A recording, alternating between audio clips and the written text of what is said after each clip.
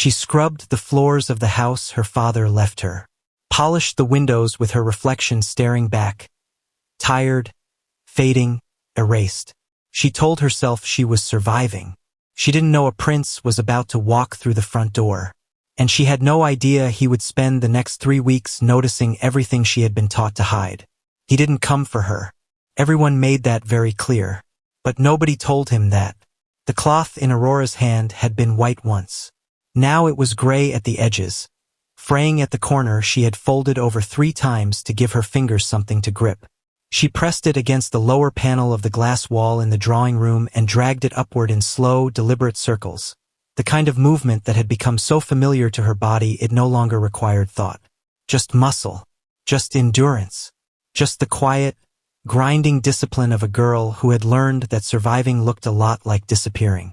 The Beaumont estate sat in the quieter stretch of the English countryside outside Winchester, the kind of property that exhaled old money, where the hedgerows were trimmed into clean geometry and the gravel on the driveway crunched beneath expensive shoes. Stone-faced and ivy-threaded, the house had stood for over 100 years. Her father used to say it had personality, that it breathed, that if you pressed your ear against the oldest wall in the east wing, you could hear the echo of every generation that had lived and laughed and loved inside it.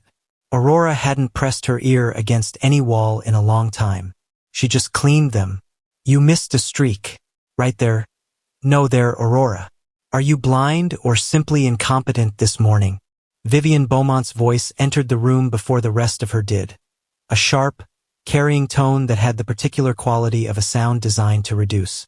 She swept in wearing a silk robe the color of cold slate, her hair already set. Her posture the posture of a woman who had decided long ago that comfort was something other people settled for. She stopped at the center of the room, tilted her chin, and looked at the glass wall the way one might assess a disappointing investment.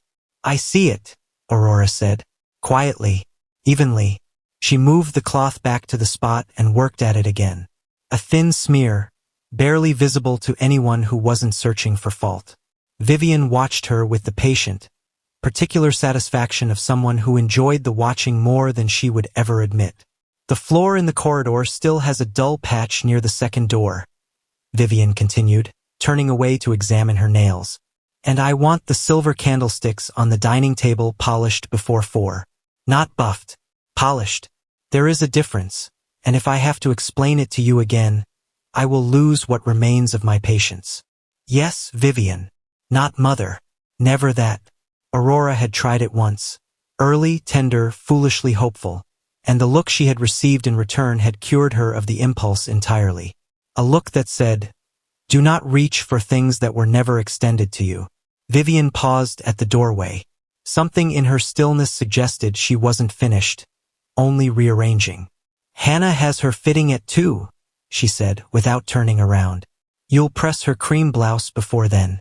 The one with the buttons, not the other one. She'll know the difference. A beat. And Aurora. Aurora kept working. Yes. I want you invisible this week. Completely. Whatever corner you normally haunt, find a smaller one. Now she turned, just slightly, just enough to land the words with precision. You should be grateful, you know. Another woman in my position would have had you out on the pavement the morning after your father's funeral. You are here because it suited me to allow it. Don't make me reconsider.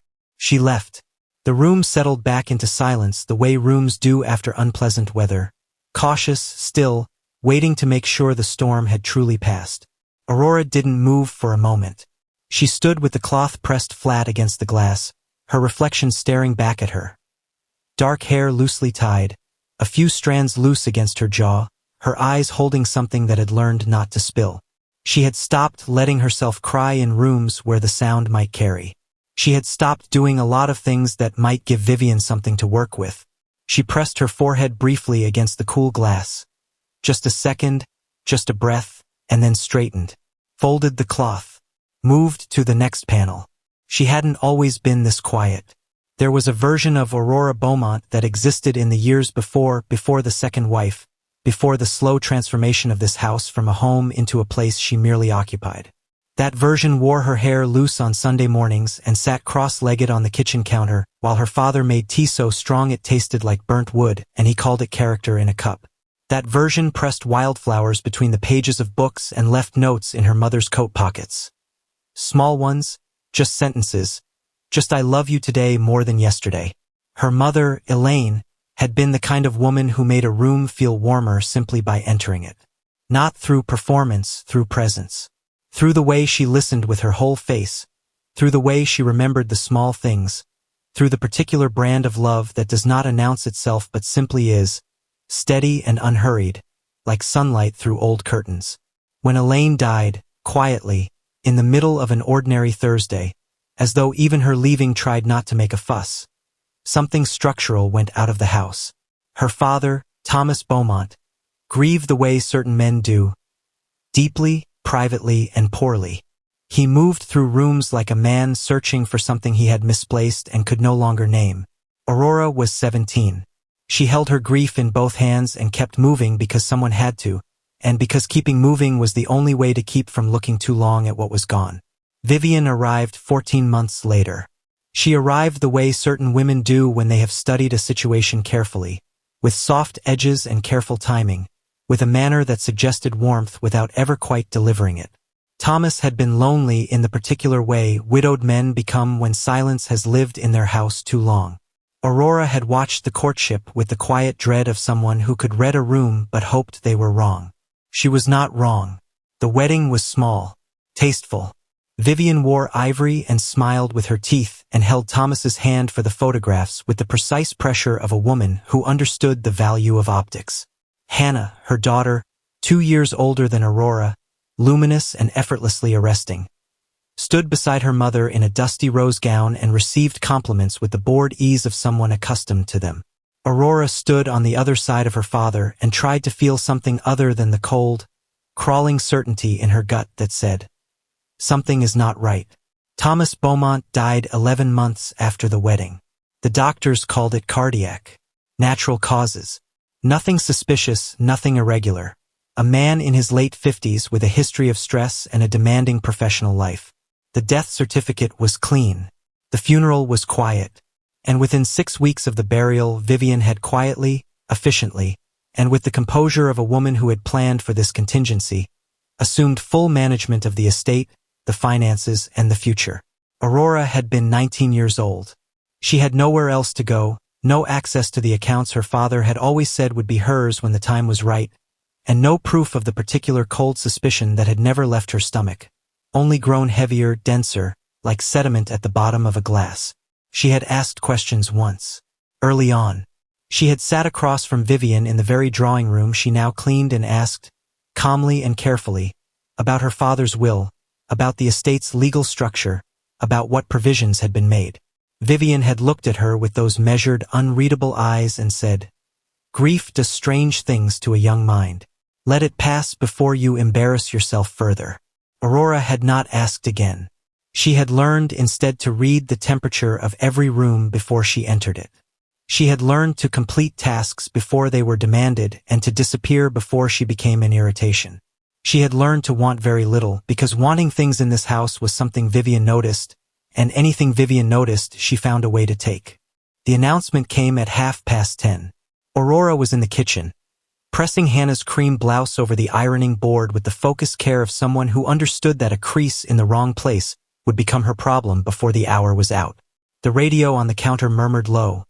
She kept it at a volume that couldn't carry, and pale autumn light pressed through the narrow window above the sink.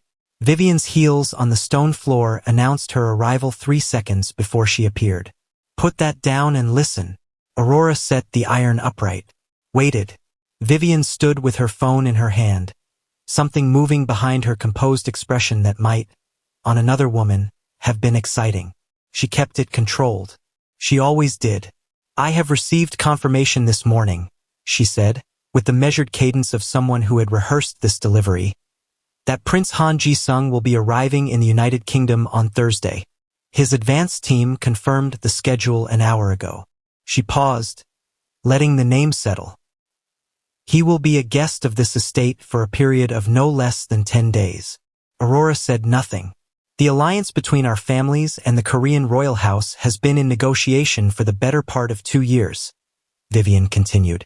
Thursday's visit is a formality, but a critical one. The prince is coming to meet Hana, to assess the suitability of the arrangement with his own eyes. She slid the phone into her robe pocket, which means that by Thursday morning, every surface in this house will be immaculate. Every room will be prepared. Every detail will be considered and executed without error. Her gaze settled on Aurora with the particular weight of someone assigning labor with pleasure. That means you will have a very full few days ahead of you. Hana appeared in the doorway behind her mother, holding a coffee mug with both hands, still in her silk pajamas, her dark hair falling in artful disarray around her shoulders. She was beautiful in the way that stopped conversation, the kind of beauty that had always made Aurora feel slightly blurred by comparison, like a photograph standing next to its original. "A prince," Hana said, mostly to herself, with a slow smile. "I've always thought crowns suit me." "They will," Vivien said simply, "if you do exactly as I've prepared you to." Neither of them looked at Aurora. She picked the iron back up and returned to the blouse. By evening, her hands ached. She had moved through the house like breath, present but unregistered, touching every surface and leaving each one better than she found it. The silver candlesticks shone. The corridor floor held no dull patches.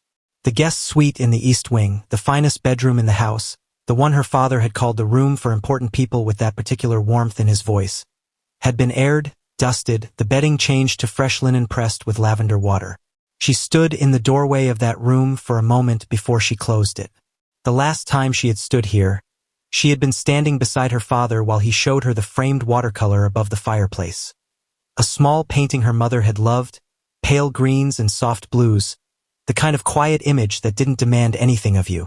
"This room," he had said, his hand briefly on her shoulder, "will be yours someday, little bird. Everything in this house will be." She pulled the door closed, walked back down the corridor, found her own room at the end of the narrower hallway, the one that had been a storage room once, the one Vivien had given her after suggesting that the larger bedroom Aurora had grown up in would make a lovely study. She sat on the edge of her small bed in the thin evening light, her hands in her lap, and let herself be still for exactly 60 seconds. Then she stood, folded her worn cloth, set it on the shelf above the door. Thursday was 3 days away. She had floors to finish in the morning. The morning Prince Han Ji-sung was due to arrive. The Beaumont estate held its breath. Aurora felt it the moment she stepped into the main hallway at 6:15. That particular tension that lives in houses before something significant happens. The air was different, charged at the edges. Even the light coming through the tall front windows seemed to be behaving itself, falling in careful, obedient angles across the freshly polished floor as though it too had been briefed on the importance of the day. She had been up since 5. The kitchen first, confirming the catering arrangements Vivien had contracted for the week, checking that the breakfast spread was laid with the precision her stepmother had sketched on an actual diagram the night before, the diagram left on the counter with Aurora's name written at the top in Vivien's angular handwriting. Then the entrance hall, one final pass of the floor, not because it needed it, but because Aurora had learned that fine and acceptable to Vivien were two different countries with no shared border. She was on her knees near the base of the staircase, buffing a small scuff from the skirting board that only she would ever notice, when she heard Hana descending behind her. The footsteps were slow, deliberate, the kind that belonged to someone who understood that an entrance, even down a private staircase with only one witness, was still an entrance worth constructing. "You missed a bit," Hana said pleasantly, not looking at the skirting board.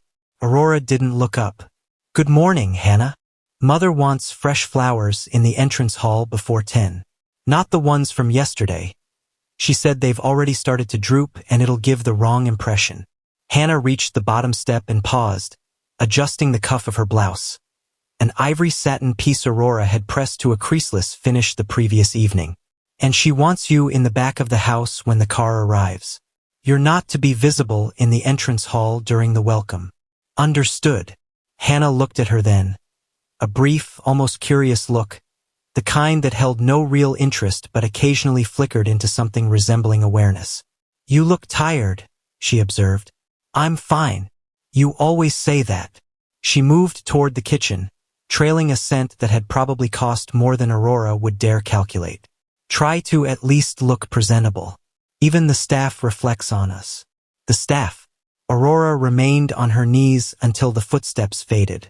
Then she sat back on her heels, pressed the cloth slowly between her palms, and breathed through the particular burn that lived in her chest these days. Not quite anger, not quite grief, something that had taken up permanent residence in the space between the two. She stood, went to find fresh flowers. The convoy arrived at 11:47. Aurora knew because she heard it. 3 cars on the gravel drive. The particular sound of well-engineered doors opening and closing with that soft, pressurized click that spoke of different worlds. She was in the east corridor, carrying a stack of freshly laundered towels to the guest linen closet, and she slowed without meaning to. Through the narrow window at the corridor's end, small, slightly misted at the corners, she could see the front of the house. The cars were dark and discreet, no flags, no fuss. Several men stepped out first, moving with the particular economy of people whose job was to assess rooms before other people entered them. And then he stepped out. Aurora saw him for 3 seconds, perhaps 4. Enough to register height, considerable. Posture that didn't perform itself, it simply was the way certain things are true without effort. He wore a dark coat over a suit, his hands unhurried at his sides, and he looked up at the facade of the Beaumont estate the way someone looks at a thing they are genuinely reading rather than merely seeing. He looked. She searched for the word later and found it. Present. Fully, quietly present in a way that seemed almost unusual, like someone who had decided, at some point, that wherever he was would receive his complete attention. Then Vivien appeared at the front door in her midnight blue dress, the one she'd had delivered from London 2 days ago, and began her welcome with the warmth of a woman who had rehearsed warmth until it was nearly indistinguishable from the real thing. Hana followed, perfectly positioned at her mother's right shoulder, and the distance swallowed the details. Aurora pulled back from the window, shifted the towels in her arms and kept walking. She did not attend the welcome lunch. This had not been stated as a rule, it didn't need to be. The place setting she had laid that morning held for Vivien, Hana, the prince, and a senior aide from his delegation, a composed man named Mr. Beck who had arrived a day earlier to discuss arrangements. Aurora had counted the chairs twice, more from habit than hope. She ate standing at the kitchen counter while the caterers moved around her. A half sandwich and lukewarm tea, the low murmur of formal conversation drifting faintly from the dining room like sound heard through water. She told herself she didn't want to be in there anyway. That was only partially a lie. She met him, unexpectedly, at 3:15. Not met, that implied intention on both sides. She simply encountered him in the way you encounter weather, without preparation, without the chance to arrange yourself first. She had gone to the east garden to bring in the last of the dried herb bundles from the wooden rack near the garden wall. Something she did each autumn without being asked, had done since she was old enough to reach the rack, because her mother had started the practice and Aurora had simply continued it without ever making a conscious decision to. Rosemary, thyme, 1 bundle of dried lavender that had faded to a pale ghost of its summer color. She was lifting the last one when she heard the door behind her. She assumed it was one of his security detail. They had been quietly mapping the estate since morning, appearing at odd intervals in corridors and outdoor spaces, noting exits and sight lines with the professional absence of intrusion. She didn't turn around. "You don't have to stop on my account." The voice was unhurried, accented in English with the texture of someone who had learned the language rigorously and then lived in it long enough to relax. Low, not loud. The kind of voice that didn't reach for you, it simply arrived, and you found yourself listening anyway. She turned. He was standing at the edge of the stone path that separated the garden from the wider grounds, still in his suit, the coat removed now, his hands loose at his sides. He was looking at what she was doing with what she could only describe as genuine curiosity, not the polished social simulation of interest, but the real kind, the kind that involves the eyes as much as the expression. Aurora's first instinct was to put something down and apologize for being present. She caught the instinct, recognized it for what it was, the trained reflex of a year spent shrinking, and did neither. "Your Highness," she said instead, and dipped her head briefly. He made a small gesture, Not dismissive, more like a door being opened. The garden is not mine to own. Please. She straightened. He remained where he was, making no move to fill the silence with social noise, which she found immediately disorienting. Most people, in a silence that lasted more than 4 seconds, reached for something to say. He simply stood in it, comfortable, unhurried, watching the herb rack with what appeared to be actual interest. Rosemary, he said after a moment, observational, not performing knowledge, actually noting it. And thyme. The lavender's past its best now, but it still dries well enough to use. For cooking. Mostly. Some of it for the linen closets. She stopped. Something shifted in her expression, brief and involuntary. Someone taught me that. A long time ago. He noticed the pause. She could see it, not in any dramatic rearrangement of his face, but in the quality of his stillness, which became very slightly more attentive, the way a person listening to music becomes more still when a particular note catches them. He didn't ask about the pause. He let it stand. The grounds are well kept, he said, and it didn't sound like the conversation of a man filling space. It sounded like a man who had been paying attention since he arrived and was now saying so. Thank you. She gathered the bundles against her chest. The rose beds on the south side need attention before winter. They haven't been properly pruned yet. Do you do that as well? She nearly said, I do most things. Caught it. The garden has always been something I come back to. He looked at her properly without the social glaze people apply to faces when they are present in body but not in attention. It was a direct look, not intrusive, but the kind that made you feel slightly transparent, like someone had turned a lamp on in a room you thought was dark. You live here, he said, not quite a question. Yes. Something moved across his expression. Not pity, nothing so simple. Something more like recalibration. Like a man quietly adjusting a calculation. I'm Aurora, she said, because suddenly the absence of her name in the space between them felt strange. Aurora Beaumont. Vivien's. The word resisted, as it always did. Stepdaughter. His response was immediate and genuine in a way that caught her slightly off guard. Han Ji-sung, he said. Not the prince, his royal highness, crown prince. Just the name, offered at the same level as hers, as if they were simply two people in a garden in autumn. Which, for 60 seconds, they were. His aide appeared at the garden door then, Mr. Beck, reading the scene with the swift professional discretion of someone who had navigated royal social geography for years. He said nothing, but his presence said, You are expected inside. Ji-sung acknowledged it with a small nod. He looked back at Aurora once, brief, settled, the way you look at something you intend to remember. The rosemary, he said. It smells different here than at home. The air is different here, she said. Something that was nearly a smile. Yes, he agreed. It is. Then he walked back inside, and Aurora stood holding dried herbs in the cold October air, with the distinct, unsettling, and entirely inconvenient feeling that she had just been seen by someone.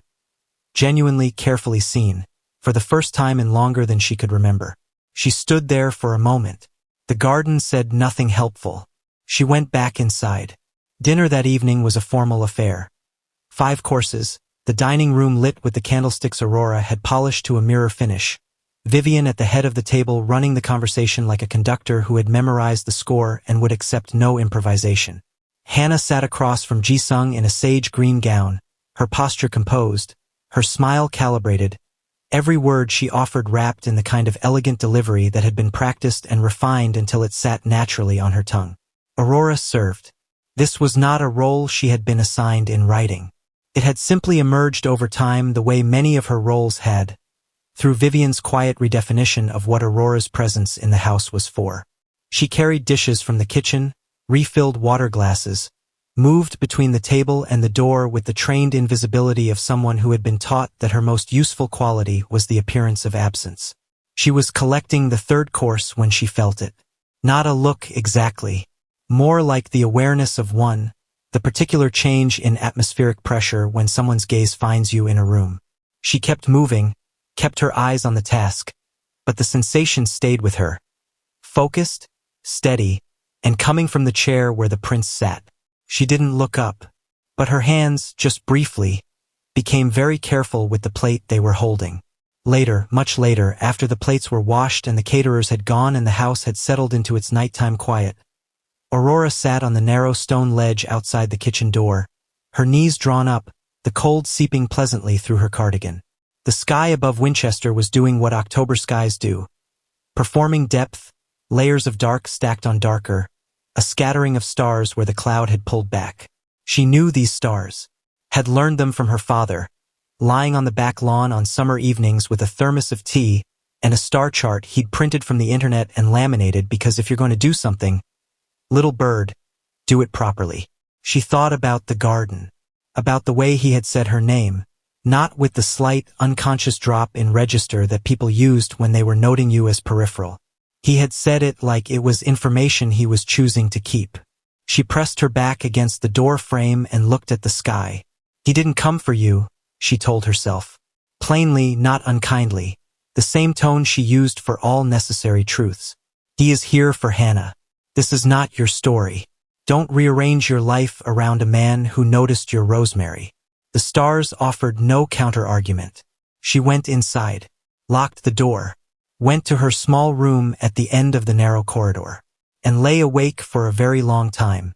Jiang came back to the garden the next morning. Aurora knew because she was already there, earlier than usual, before the house had fully roused itself, before Vivien's heels had found the stone floors and Hana's coffee had been carried up on the small tray with the folded napkin the way she preferred it. The garden in early morning was the one place in the estate that still felt like hers.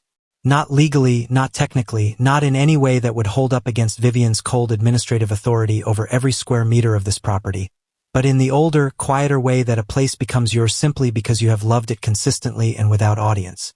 She was kneeling at the south rose bed, gloved hands working carefully at the base of the oldest bush, a deep-rooted thing her mother had planted 17 years ago that came back every year without fail, stubborn and unhurried, which Aurora had always privately considered a form of loyalty. The pruning needed doing before the first hard frost. She had been saying so to no one in particular for 2 weeks. She heard the door. Different footstep from yesterday's security detail. Less tactical, more deliberate. The kind of step that belongs to someone choosing to be somewhere rather than assigned to it. She kept working. You were right about the rose beds. She didn't startle. She wasn't sure why, by every reasonable measure she should have. Instead, something in her simply settled, like a compass needle finding north. She sat back on her heels and looked up at him. He was dressed simply for the morning. A dark jumper, dark trousers, no tie, no ceremony. He looked, without the architecture of formality, like a man who had always been more interesting than his official presentation suggested. He was looking at the rose bush with the specific attention he seemed to give everything, like the world was a text he was reading carefully rather than skimming. They needed it weeks ago, she said, turning back to her work. They'll be fine now if the frost holds off another 10 days. He crouched, not standing over her, but crouching, bringing himself level, which she noticed and catalogued without comment. He looked at the root structure she'd exposed, the careful clearing she'd done around the base. My grandmother kept roses, he said, at the summer residence. She used to say you could tell everything about a gardener by the way they treated the roots. Anyone can tend what's visible. Aurora paused her hands. She sounds like she was perceptive. She was the most perceptive person I've ever known. A beat. She died 4 years ago. I'm sorry. He acknowledged this with a small nod, not dismissing it, actually receiving it. She would have had opinions about this garden, he said, and there was something warm underneath it, briefly audible, quickly composed. She had opinions about most things. The best people usually do. He looked at her then, with that quality of attention she was beginning to recognize as simply him, the way some people are built to observe the world rather than perform for it. You're up early, he noted. The house runs early. She moved to the next section of the bed, working the soil loose with careful fingers. There's always something before everything else starts. Does anyone help you? The question landed plainly, without pity in it, which was the only reason she answered honestly instead of deflecting. No, he said nothing. She had expected a response, a polite murmur of something, or the uncomfortable subject change that people resort to when an honest answer is more than they bargained for. Instead, he was simply quiet, and his quiet had texture to it, the texture of a man actually sitting with what he'd just heard rather than moving past it. After a moment he said, "I used to sneak into the palace kitchens before dawn when I was young, before the household was awake. It was the only hour that felt like mine." She looked at him. "The cooks would find me sitting on the counter eating cold rice," he continued, and the corner of his mouth moved. Barely, but it moved. "They never told anyone. I think they understood something about needing an hour that belongs to you." Did it stop? The sneaking. "When I was 15, my father explained at length what was, and wasn't appropriate behavior for a crown prince. His tone held something dry and precise. The kitchen visits stopped. The wanting of that hour did not." Aurora sat back and looked at the pale morning sky above the garden wall. Pewter and still, the kind of sky that hadn't decided what it was going to do yet. "I think that's one of the loneliest things," she said, half to herself. "Wanting an hour that's yours and not being allowed to have it." "Yes," he said, simply, like she had named something exactly. They stayed in the garden another 20 minutes. Not always talking. There were long, easy silences that Aurora kept waiting to become uncomfortable and found, repeatedly, that they didn't. He asked about the other plants. She told him about the lavender hedge along the east wall, about the small kitchen garden her mother had started behind the greenhouse, about the apple tree at the far end that produced too much fruit every September and not enough people to eat it. "What do you do with the excess?" he asked. "I make it into things." She pulled off one glove, flexed her hand. "Preserves, mostly. Some dried. I gave a jar to the woman next door last year. She's in her 80s, lives alone. Her son is somewhere in Edinburgh." A pause. "She cried, which I hadn't expected. She said her mother used to make apple preserve, and she hadn't tasted it in 40 years. Jiang looked at her steadily. "What?" Aurora said, registering his expression. "Nothing." He looked away, back to the garden. "That's a good thing to do. It's just preserves." "It's not," he said quietly. "It's attention. It's the decision to notice that someone exists and to do something small and real about it." He paused. "That's rarer than people realize." She had no answer for that. She put her glove back on and returned to the roses, and said nothing, and felt something she hadn't felt in a long time. Something that had no clean name, something that sat in the chest like the first warmth after a long cold. He was expected to spend his mornings with Hana. This had been the arrangement, orchestrated by Vivien with the thoroughness of someone who understood that environment was its own argument. Morning tea in the sitting room, a walk through the formal front gardens, conversation structured to allow Hana's attributes to present themselves naturally. Vivien had Aurora had overheard, provided Hana with a list of topics. His known interests, his academic background, the charitable initiatives he'd been publicly linked to. Hana did all of this impeccably.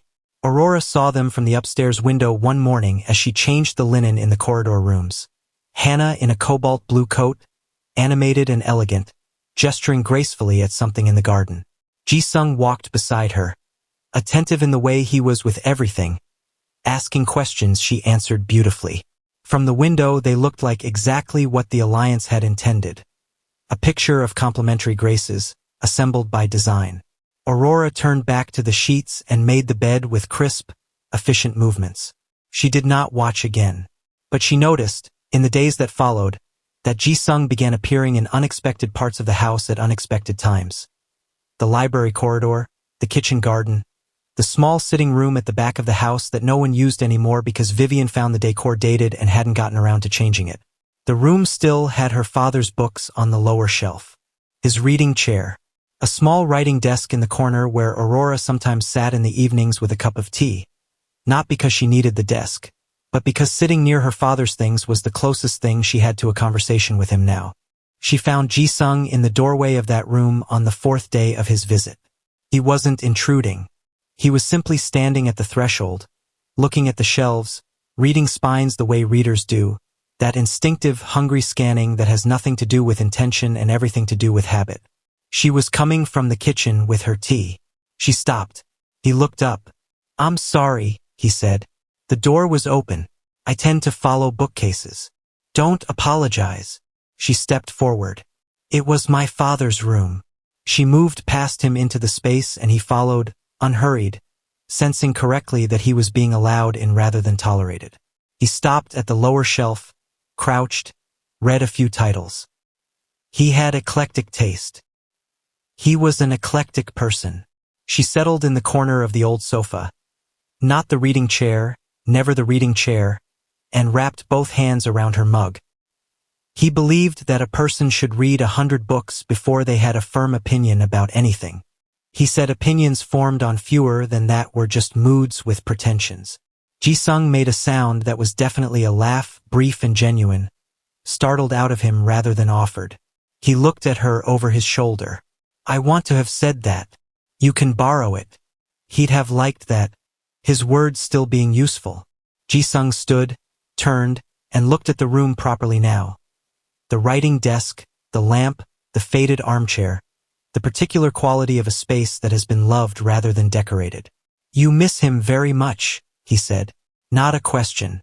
But not presumptuous either, just the plain, careful naming of something obvious enough that pretending otherwise would have been an insult to them both. "Every day," Aurora said. "In different ways on different days. Sometimes it's sharp. Sometimes it's just wait." She looked into her mug. "The worst days are when I forget, just for a moment, that he's gone. When something happens and my first thought is I should tell Dad that and then—" She stopped. "Remembering is worse than missing," Jiang said. She looked up at him sharply. He met her eyes without flinching. "My grandmother," he said by way of answer. "Yes, I know that particular wait." The room held the silence gently, the way old rooms do. Rooms that have already heard grief and know how to accommodate it without making a fuss. Outside, somewhere distant, a door closed and the sound of Vivien's voice carried briefly and then faded. Aurora became aware, suddenly and with a cold clarity, of the gulf between this moment and what was permitted. A crown prince standing in a dusty back room talking about grief with the stepdaughter nobody mentioned. She set her mug down and reached for the version of herself that knew how to disappear. "I should let you get back," she said, starting to stand. "You don't have to do that," he said. She paused. "You do it every time," he said, and there was no accusation in it. Just observation, that same steady noticing. "I say something that lands, and you immediately find a reason to leave the room." She stood fully and looked at him and found, to her own frustration, that she had nothing to say to that because it was true and he clearly already knew it was true, and denying it would be the most transparent thing she had done in a room with another person in years. "I'm not used to staying," she said finally. "Honest. Plain." "I know." He said it without pity. "I'm asking you to try." The house shifted around them. A radiator clicked somewhere, the distant sound of Hana's voice upstairs, the muffled efficient sounds of a household being run from above. Aurora's world, pressing in at the edges, reminding her of its geometry. She picked up her mug, sat back down, said nothing. He moved to the armchair across from her, not her father's, the other one, and settled into it with the ease of someone who had decided to be somewhere and meant it. She didn't leave. Outside, October light moved slowly across the garden. The apple tree at the far end dropped a fruit. She heard it, faint and soft, the small sound of something letting go and trusting the ground to receive it. Inside, two people sat in a quiet room that had once been loved and learned, slowly and without ceremony, that they understood something about each other that had nothing to do with crowns or estates or the plans other people were making on their behalf. It wasn't dramatic. It didn't announce itself. It simply began the way the most important things do, quietly in an ordinary room over a cooling cup of tea. Hana noticed on a Tuesday. Aurora knew the exact moment it happened because she felt it, the way you feel a temperature drop before you see the frost. They were in the main sitting room, the three of them by accident rather than design. Aurora replacing the flower arrangement on the side table, Hana on the settee with a magazine she wasn't reading, and Jiang standing at the window with a cup of tea, looking out at the garden and describing, unprompted, something he had read once about the way certain trees communicate through root systems underground. Slow, chemical conversations happening entirely out of sight. Aurora, her back to the room, her hands working stems into water, said quietly, "My father called it the Parliament of Trees. He said they were having meetings we weren't invited to." Jiang turned from the window. Something in his expression shifted, that particular, recognizable quality of a person hearing exactly the right words at exactly the right moment. "That's precisely it," he said. "That's exactly what it is.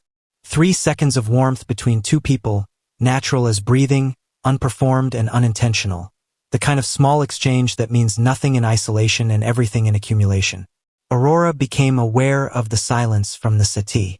She placed the last stem, picked up the trimmed ends, and left the room without looking at Hana directly. But she didn't need to. The particular quality of Hana's silence had changed in the last 30 seconds. It had acquired an edge, finely honed, the kind that doesn't make noise until it decides to. It began with small adjustments. Hana started appearing in rooms she previously hadn't bothered with, the library corridor, the kitchen garden, the back sitting room. Not because she wanted to be in those rooms. Aurora understood this with the clear-eyed certainty of someone who had spent years reading the atmosphere of a house for survival. Hana was mapping Jiang's movements. And what she was finding in those maps was not what she had expected. She said nothing directly. Hana operated with the same architectural control as her mother. She didn't confront, she repositioned. She began finding reasons to draw Jiang's attention back toward herself. A question about the royal foundation he'd mentioned, a thoughtful gift left with a handwritten note on the breakfast table, a walk in the garden proposed at the exact hour Aurora usually came out to tend the beds. Jiang was gracious.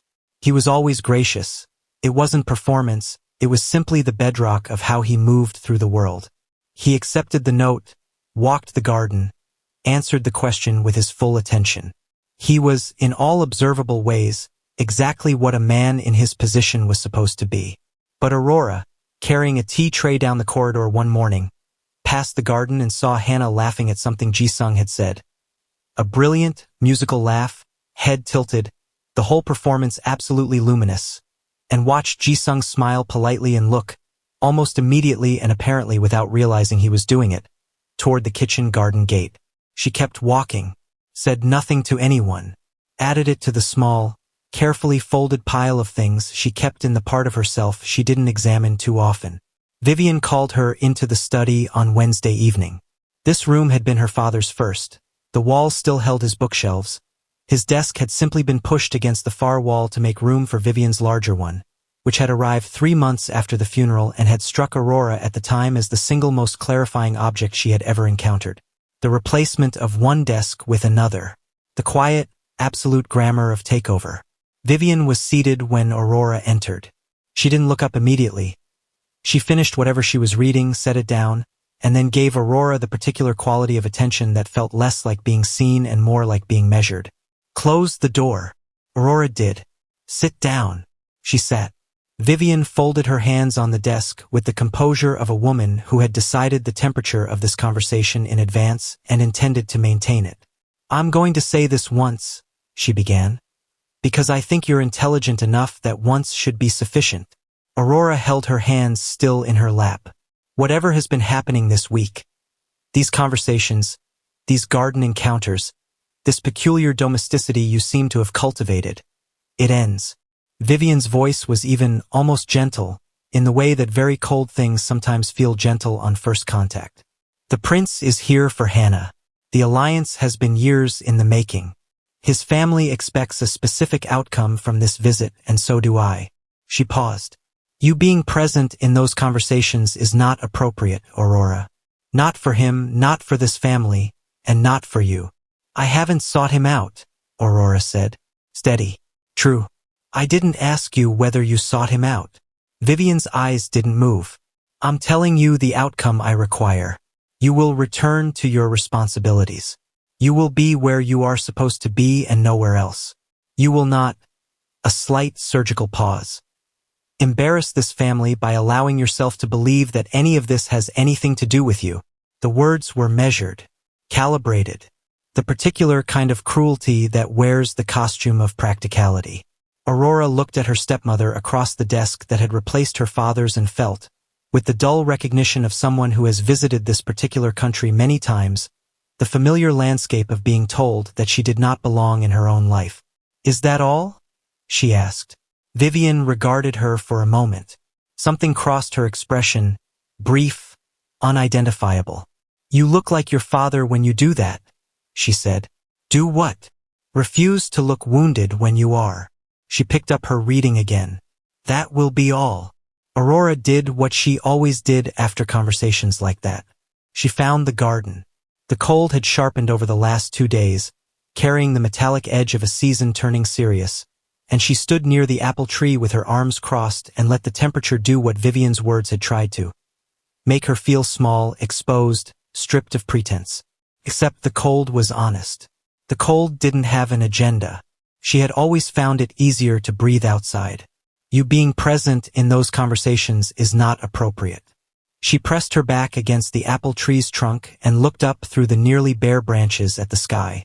Half her heart agreed with Vivien, not with the coldness of the delivery, but with the structural fact underneath it. Jiang had not come here for her. That was not pessimism. It was geography. She was the stepdaughter who cleaned the floors. He was a crown prince negotiating a royal alliance. The distance between those two coordinates was not romantic tension. It was the shape of reality. And yet, she closed her eyes. The way he had said, "I'm asking you to try." The particular weight of being looked at by someone who was actually looking. The way the back sitting room had felt on that afternoon. 2 people and old books and cooling tea and something that had no business existing between them existing anyway, plainly and without apology. She pushed off the tree, went inside. She would be where she was supposed to be. She would be invisible, efficient, appropriate. She would file this week away in the same place she filed everything she couldn't afford to hold on to. The deep, lightless shelf where things were stored rather than released, because releasing them required the kind of grief she hadn't yet found a way to afford. She managed 3 days. 3 days of corridors and linen and careful invisibility, of steering herself away from rooms he was likely to be in, of answering his greetings briefly when they were unavoidable and moving on before the exchange could become anything more than transactional. She practiced this. She had been practicing a version of it for years.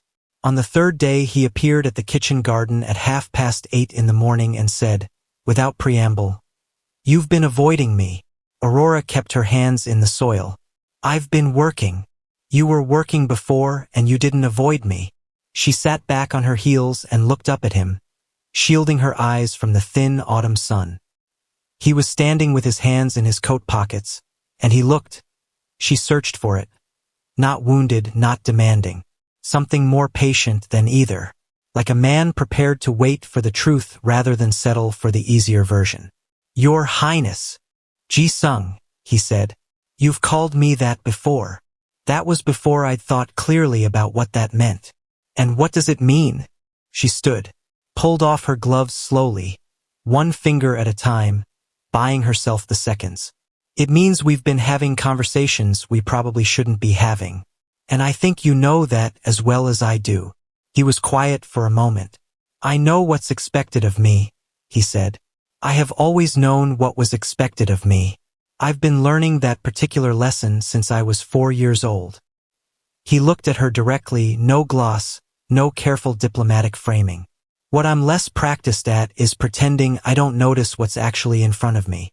Her chest did something inconvenient. "Hana is," she started. "Hana is polished and beautiful and exactly what this alliance was designed around," he said, quietly but without cruelty. "I know what Hana is. I've been studying her for 2 weeks. I can tell you exactly what she'll say before she says it." He paused. "I cannot do that with you. I never know what you're going to say next. And I've realized that's become the most interesting thing in my day." The kitchen garden held its breath. A wood pigeon somewhere in the hedgerow offered one soft, absurd note and fell silent again. "That's not enough," Aurora said. Her voice came out steadier than she felt. "Whatever this is, it's not enough to..." She stopped, reorganized. "You have a life that operates on structures I'm not part of. Expectations, families, alliances. And I have..." She gestured, slightly helplessly, at the garden, the house, the whole collapsed geography of her situation. I have this, and I've learned to make this work. I can't afford to stop making this work because someone... She caught herself again. Because I let myself want things that don't survive contact with reality. He listened to all of it. He didn't interrupt. He didn't reach for a counter-argument the way someone building a case would. He simply listened, the way he did everything, completely without reservation. Then he said, "You've been telling yourself a version of your own story that keeps you safe. I understand why. I think you've had very good reasons to do that." He held her gaze. "I'm not asking you to stop being careful. I'm asking you to consider that the version of your story where you deserve nothing more than this might not be the true one." The engagement announcement was set for Friday dinner. Aurora knew because she'd overheard Vivien confirming the arrangement with Mr. Beck. A formal dinner, family gathered, the intention declared and recorded. The beginning of the official process. Everything the alliance had been building toward. She threw herself into preparations with the particular ferocity of a person who needs their hands too full for their mind to wander. The menu organized, the table laid, the rooms checked and rechecked, the silver already polished past the point of necessity. She moved through the house on Thursday in a kind of controlled velocity, purposeful, relentless, empty of anything she couldn't afford to feel. Hana floated through the afternoon in a pale gold gown for the fitting, effervescent and luminous, trailing the future like expensive perfume. Vivien reviewed the dining room layout with the focused satisfaction of a general reading a map of favorable terrain. And Jiang. She caught a glimpse of him once, through the sitting room doorway, standing at the window in the particular posture of a man who was thinking very carefully about something. He didn't look like a man preparing to make an announcement. He looked like a man trying to make a decision. She told herself those were the same thing. She kept moving, kept working, told herself what she had been telling herself for days, that she was a practical person, that she understood how the world was shaped, that the brief warm light of being noticed did not restructure the permanent geography of a life. She almost believed it. Almost. Friday arrived with a colorless sky and frost on the garden stones and the peculiar, suspended quality of a morning that knows it is the last ordinary one before something changes. Aurora was up at 5, made the tea, started on the bread. Outside, the apple tree stood stripped and patient in the frozen garden, its work for the season complete, waiting now with the particular dignity of things that know how to endure winter without mistaking endurance for defeat. She watched it through the kitchen window, took a breath, let the day begin. The dining room had never looked more beautiful, which Aurora found quietly, privately ironic, given that she had made it so. Every surface held its best version of itself. The candlesticks threw warm, unsteady light across the white tablecloth in shifting patterns, the kind of light that makes a room feel like it exists slightly outside ordinary time. The crystal caught it and scattered it in small, silent explosions across the ceiling. The flower arrangement at the center. Deep burgundy dahlias mixed with pale ivory freesias, because Vivien had specified it and Aurora had executed it at 6 that morning with cold hands and careful fingers, held itself with the composed dignity of something that didn't know it was decorating a stage. She had set 6 places. Vivien, Hana, Jiang, Mr. Beck, 2 distant cousins of Vivien's who had arrived that afternoon, women in their 50s with watchful eyes and the particular social energy of people who have come specifically to witness something and intend to discuss it thoroughly afterward. Aurora had carried their luggage to the guest rooms and been thanked with the vague benevolence people extend to furniture they find pleasant. She had not set a place for herself. This had not been discussed. Hadn't needed to be. She ate in the kitchen again. Standing again, though tonight she didn't taste whatever she put in her mouth. Her mind was in the dining room without her body. Following the rhythm of the evening she could partially hear through the door. The low orchestration of formal dinner conversation, the particular cadence of Vivien managing a room, the bright, carrying notes of Hana's laughter deployed at precise intervals. She washed her plate, dried it, put it away. Then she stood at the kitchen window and looked at the garden in the dark. Just the shapes of things, the apple tree a black geometry against the lesser black of the sky, the rose beds low and patient. The frost she knew was forming on the stones even if she couldn't see it yet. The evening was moving toward its conclusion. She could feel it in the way you feel a tide, not by watching it but by the slow, insistent change in pressure around you. Soon Vivien would guide the conversation to its intended shore. Soon Jiang would say what he had come here to say. Soon the alliance would acquire its formal shape, and the estate would shift into a new configuration, and Aurora's place in it, marginal, functional, invisible, would be confirmed by contrast if nothing else. She was braced for this. She had been bracing for it since the morning she first heard the prince was coming. She had constructed the brace carefully, reinforced it against every conversation in the back sitting room, every morning in the garden, every moment of being genuinely seen. She had told herself, "This is not yours. This was never going to be yours. You know how to survive this because you have survived everything else." The door to the kitchen opened. She turned, expecting one of the caterers. It was Jiang. He was still in his dinner clothes, the dark suit, the white shirt, the subtle formality of a man pulled from a formal table, and he looked like someone who had made a decision and was no longer uncertain about it, which is a very specific thing to look like, and she recognized it immediately because it was the look her father had worn on the morning he married Vivien, and she had understood, in her gut, that the decision had already been made and the day was merely ceremony. She turned fully to face him. Her hands found the counter behind her. "You're meant to be at dinner," she said. "I know." He came fully into the kitchen, letting the door close behind him. "I told them I needed a moment." "Jiang, I want to tell you something before I go back in there," he said. Not urgent, not dramatic, quiet and direct in the way she had come to understand was simply the register he operated in when something mattered. "Because whatever happens in the next 20 minutes, I don't want you to hear it from across a room without having heard this first." She couldn't find her voice. She nodded. He looked at her across the kitchen. The distance was not large, maybe 6 feet, maybe less, and he spoke with the careful plainness of a man who had spent a great deal of his life saying polished, constructed things and had decided that tonight was not for any of that. "I came here knowing exactly what I was supposed to find," he said. "I'd been briefed on the family, on the alliance, on what a suitable arrangement required. I arrived prepared to fulfill an obligation I'd accepted because accepting it felt like the right thing, the responsible thing." He paused.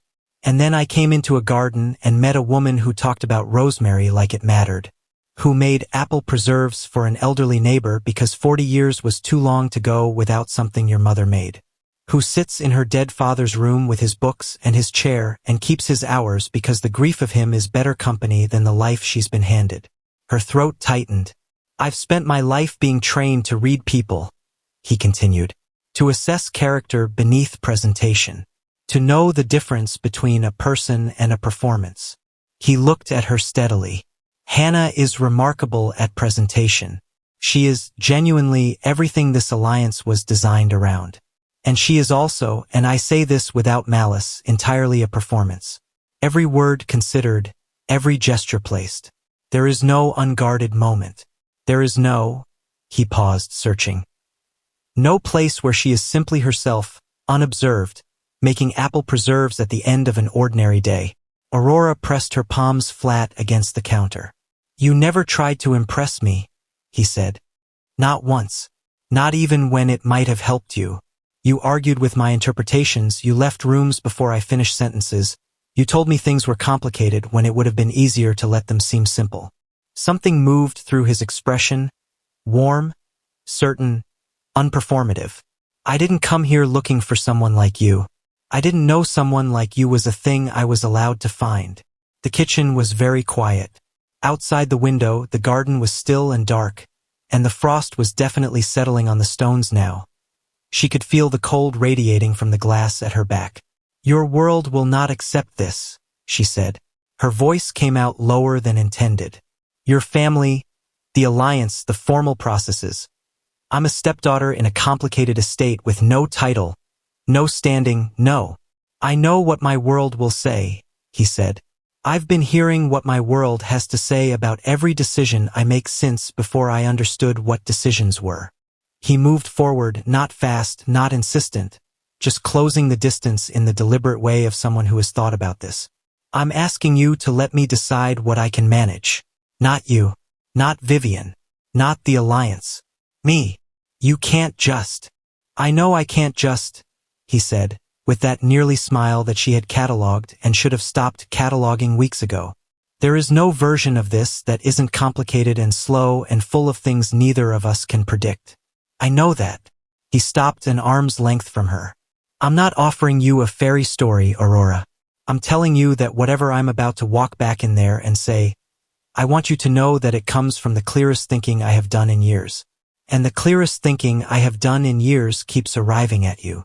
The candle on the kitchen shelf. She kept one, lit it on evenings that felt heavy. Through its small warm light between them, she looked at him, at the calm, certain face of a man who had been trained all his life to govern large things and had apparently decided that this small kitchen, this specific moment, required the same quality of commitment. I'm terrified, she said. Plain. True. I know, he said. So am I. I'm the least terrified I've been about anything in a long time, and I'm still terrified. He held her gaze. That's how I know it's real. She exhaled. A long, unsteady breath that took something with it when it left. Some portion of the brace she had built. Some weight she had been distributing so carefully for so long that she had stopped noticing it as weight and started calling it posture. Go back to dinner, she said softly. He searched her face. Go, she said again. Do what you need to do. She stopped, rearranged. I'll be here. Something in those 3 words, the weight of them, the way they had changed meaning in the last 10 minutes, made his expression shift. Not the nearly smile this time. Something quieter and more durable than that. He held her gaze one moment longer. Then he turned and walked back through the door. She heard the dining room from the kitchen. Not the words, the acoustics didn't carry those with clarity, but the texture of the evening changing. Vivien's voice, guiding, expectant, arriving at the conversational shore she had been steering toward for 3 weeks. The small, anticipatory pause that lives in a room before a formal declaration. And then Ji-sung's voice, low, measured, carrying an undertone of absolute stillness that she recognized.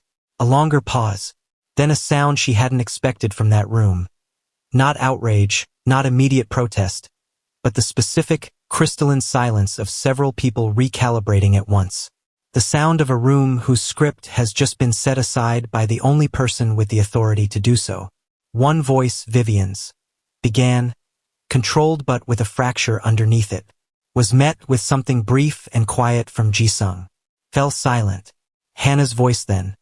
A single sentence, the tone of it reaching Aurora without its content, carrying the high, particular note of someone who has understood what they have just lost and hasn't yet decided how to arrange their face around the fact of it. Then Mr. Beck's voice, steadying, practical, acknowledging, then silence. The kitchen door opened 7 minutes later. Vivien. She stood in the doorway in her midnight blue dress, and she looked at Aurora with an expression Aurora had never seen on her face before, unguarded in a way Vivien never permitted herself in another person's presence. It was brief, a matter of seconds, an expression that contained, in compressed form, the particular devastation of a woman who had planned with precision and been undone by a variable she had failed to account for. Then the composure reassembled, visibly, like watching ice reform, and the expression that replaced it was cold and controlled and directed entirely at Aurora.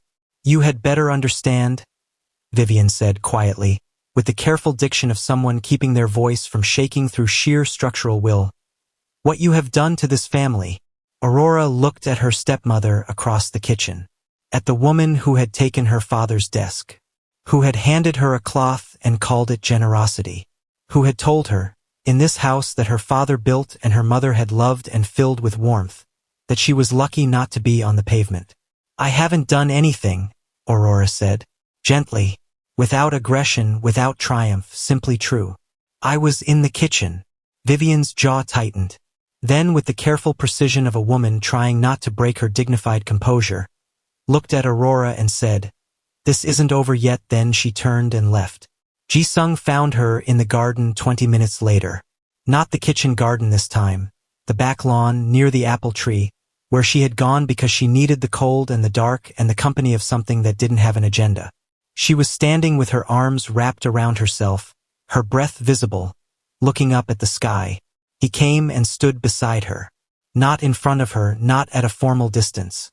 Simply beside her, the way two people stand when they have accepted they are not strangers. "What did you say?" she asked. She was looking at the sky. "I said," he paused, recalling it. "I said that I did not come here looking for perfection." He let out a breath slowly. "And then I said that I came here to find someone real." A beat. The room was quiet for quite a long time after that. Despite everything. The evening, the cold, the tilted-over shape of what had just changed. She felt something move through her chest. Not the shy, cautious warmth of the last 3 weeks. Something more open than that. Something that had been folded very small for a very long time, pressed between the pages of a life she had been trying to make work, and had just been carefully, deliberately unfolded. "This is going to be complicated," she said. "Yes. Your family will have opinions. They will have volumes of opinions," he said, with the dry precision she had come to treasure. "Delivered formally, in writing, and in person. And the alliance will require renegotiation." He looked at the apple tree. "Mr. Beck is pragmatic. He's worked with my family long enough to know that I don't make decisions without having thought them through, and that attempting to redirect me once I have is not the most efficient use of anyone's time." She almost smiled. "You've already thought through the logistics. I've thought through very little else for the past 9 days." The frost on the grass glinted faintly in the low ambient light. Somewhere in the hedgerow, a small bird made one sleepy, confused sound and went back to silence. The estate creaked around them. Old stone and old wood doing what old things do on cold nights, contracting, settling, adjusting to the temperature. She looked at him, really looked, without the guard, without the managed distance she had kept between herself and anything that might cost her what little stability she'd constructed. He was looking back with that unhurried, complete attention, the attention of a man who had decided that wherever she was would receive his best regard. "I spent a long time," she said slowly, "making myself need very little, because needing things in this house was," she paused, "it was dangerous. So I got very good at wanting nothing I couldn't provide for myself, at fitting into the smallest available space and calling it contentment." "I know," he said quietly. "And now you're standing in my garden," she continued, "telling me to take up more space." She exhaled. "That's not a small thing to ask. That's not something I know how to do quickly." "I'm not asking you to do it quickly," he said. "I have no interest in fast." He turned slightly toward her. "I grew up in a world that moved fast and expected me to move with it. Speeches, decisions, appearances, alliances, all velocity, all surface. I don't want that here." He was quiet a moment. "I want whatever this is to be real. That means slow. That means honest. That means you're allowed to be uncertain and I'm allowed to be uncertain and we work it out as people rather than as symbols of things." She looked at him for a long moment. The apple tree stood behind her, bare and patient and holding its ground. In the spring it would produce blossom, improbably delicate on those thick, weathered branches, and then through summer it would swell with fruit, generous and unhurried, and by autumn the excess would be there for preserves and for old women who hadn't tasted their mother's recipe in 40 years. It didn't perform the process. It simply did it season after season because that was what it was. She thought about her mother, the way she had listened with her whole face, the way she had pressed the importance of small, honest things over large, performed ones into Aurora like warmth into cold hands. She thought about her father and his 100 books and his parliament of trees and his voice saying, "Little bird, everything in this house will be yours someday." She thought about what it meant, actually meant in the bone, to be seen by someone who had no reason to manufacture the sight. "I don't know how to be a prince's anything," she said. "I want to be honest about that. I don't know that world. I don't know its rules. I've never." "You know how to be yourself," he said. "That is the only qualification I'm asking for. The rest can be learned. I'll be with you while you learn it." He held her gaze, steady, unhurried, completely certain. "I'm not going anywhere, Aurora." The cold settled around them like a held breath. And then, quietly, in the dark garden of a house that had once been full of love and had been emptied of it, in the frost-edged air of an October night that had started as an ending and arrived, somehow as the opposite. She let herself believe him. Not all the way. Not without the small residual tremor of a person who has been disappointed by what they believed before. But enough. The particular enough that means, I will not retreat from this. I will not fold myself back into smallness. I will try. She uncrossed her arms. Let them fall to her sides. Stood a little straighter than she had stood in a very long time. The rose beds need finishing tomorrow, she said. The frost held off, but it won't last much longer. He looked at her. The nearly smile became a real one. Full, unhurried, reaching his eyes. The kind of smile that had clearly not been constructed for any audience and was all the more devastating for it. I'll be there at 8, he said. 7:30, she said. The light is better. 7:30, he agreed. They stood together under the bare apple tree in the quiet dark. Two people at the edge of something large and unmapped and entirely uncertain, with nothing between them but honesty and the particular courage it takes to stop being invisible and decide. Just decide to be found. And for the girl who had spent years standing in the shadows of a house that had forgotten it belonged to her, this was not a small thing. This was everything.